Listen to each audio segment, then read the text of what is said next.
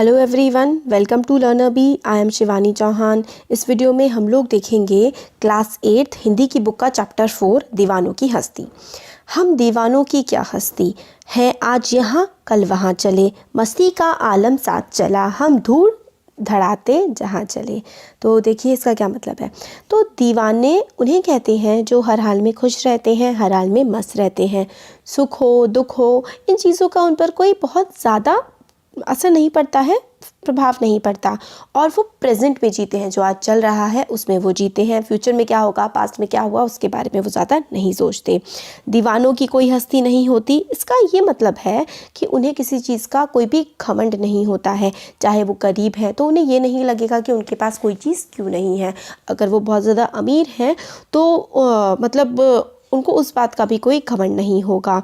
वो हमेशा मस्ती के आलम में रहते हैं, मतलब हमेशा खुश रहते हैं, और जहाँ भी वो होते हैं गम को बिल्कुल एकदम धूल में उड़ा देते हैं, गम को बिल्कुल गायब कर देते हैं, और जिस जगह रहते हैं वो एकदम हमेशा मस्त और हमेशा खुश रहते हैं।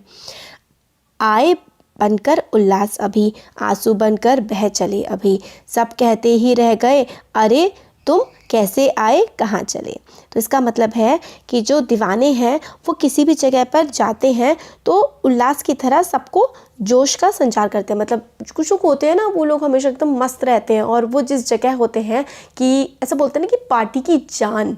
तो कुछ लोग हमेशा बहुत ज़्यादा चेयरफुल रहते हैं, जहाँ वो होते हैं वहाँ आसपास सारे लोग काफ़ी ज़्यादा खुश होते हैं, क्योंकि वो खुद भी खुश रहते हैं और खुशियाँ बांटते हैं। तो ऐसे ही लोग को हम लोग क्या कहते हैं, दीवाने कहते हैं। तो ये वाला जो 4 लाइन्स है इसका भी यही मतलब है कि जब भी वे कहीं से जाते हैं तो आंसू की तरह जाते हैं, पीछे लोग अफसोस करते रह जाते हैं उनके चले जाने का। मतलब जैसे कि वो लोग अगर कहीं किसी जगह से जाते हैं तो दूसरे लोग तो आंसू बहाते हैं उनके जाने का। जहाँ से भी ये दीवाने निकलते हैं और उन दूसरों की ज़िंदगी पर इतना ज़्यादा प्रभाव छोड़ते हैं कि इनके जाने के बाद जो लोग उस जगह रह जाते हैं वो लोग काफ़ी दुखी होते हैं कि ये इंसान यहाँ से क्यों चला गया, क्योंकि वो इतने खुश रहते हैं और दूसरों को भी खुशियाँ देते हैं। आगे है, किस ओर चले यह मत पूछो, चलना है बस इसीलिए चले, जग से उसका कुछ लिए चले, जग को अपना कुछ दिए चले। तो देखिए जो दीवाने होते हैं उनका जो काम होता है वो हमेशा चलते रहना होता है, चाहे दिशा कोई भी हो, चलते रहना ही उनकी ज़िंदगी का नाम है, उनकी ज़िंदगी का काम है। जो असली दीवाने होते हैं वो हमेशा संसार से कुछ लेते रहते हैं और बदले में संसार को कुछ देते रहते हैं। मतलब संसार से कुछ लिया और बदले में संसार को कुछ ना कुछ दिया भी।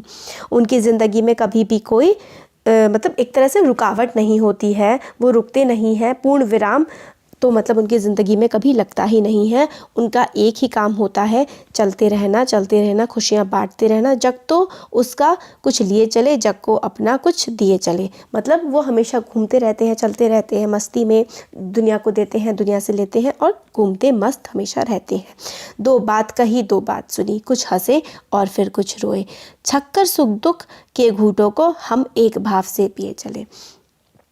तो वही है कि वे मतलब ये जो दीवाने होते हैं ये लोगों की बातों के ज़रिए दुख सुख बांटते हैं, और सुख और दुख दोनों को घूंट चक्कर और मज़ा लेकर पीते हैं। मतलब यही है कि सबसे बातें करते हैं, हंसते हैं, रोते हैं, चाहे दुख हो चाहे सुख हो, हर भाव में वो हर एक तरह से खुशी ढूंढ लेते हैं, और हर भाव को वो अपने साथ लेकर के चलते हैं। खुश होते हैं तो बहुत ज़्यादा मतलब अपनी खुशियाँ नहीं झाड़ते, दुखी होते हैं तो हर समय दुख में नहीं बैठे रहते हैं, वो हर भाव को अपने साथ लेकर के चलते हैं और मस्ती में वो रहते हैं। हम भिखमंगों की दुनिया में स्वच्छंद लुटाकर प्यार चले, हम एक निशानी सी उस उर पर ले असफलता का भार चले। तो फिर आगे कहते हैं कि दुनिया वैसे लोगों से भरी पड़ी है जिनके दिल और दिमाग तंग होते हैं। मतलब पूरी दुनिया ऐसे लोगों से भरी पड़ी है जो जिनके दिमाग दिल हमेशा किसी ना किसी परेशानी में रहते हैं और वो मतलब दुखी रहते हैं। प्यार बांटने के मामले में अधिकतर लोग भिखारी ही होते हैं। मतलब कोई किसी को खुशी दे देना, प्यार बांट देना, ये ऐसा लोगों के पास नहीं होता। मतलब जैसे लोगों के पास पैसा नहीं होता तो वो भिखारी होते हैं ना, तो दुनिया के ज़्यादातर लोग प्यार के मामले में भिखारी ही होते हैं। लेकिन जो दीवाने होते हैं वो अपना जो प्यार है वो खुलकर दोनों हाथों से हर तरफ लुटाते हुए चलते हैं। इसके बावजूद कवि को ये लगता है कि दीवाने अन्य लोगों में उदारता की इस भावना को भरने में असफल हो जाते हैं।